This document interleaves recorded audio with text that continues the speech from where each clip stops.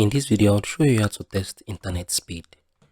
Ensure you subscribe and turn on the bell notification to this channel for lots of educational guides and content like this. Now I'm currently connected to my internet, right?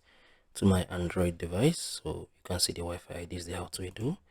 So if you'd love to test your internet speed, just head over to here, right? Your Chrome. You'd come on here and type in test internet speed, right? Okay, yeah, so this is it. So I'm gonna wait for it to open up, right?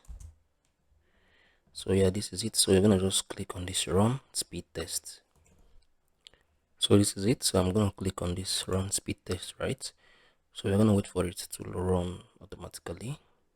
So you're gonna see the download, you're gonna see the upload, right?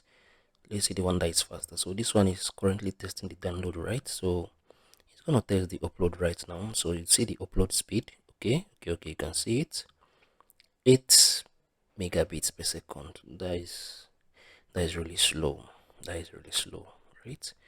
So you can see it from the analysis here. Your internet connection is very slow. Your internet download speed is very slow. Web browsing should work, but videos could load slowly. Yeah. So you can come on here and test it again, right? It's gonna at first test the download speed.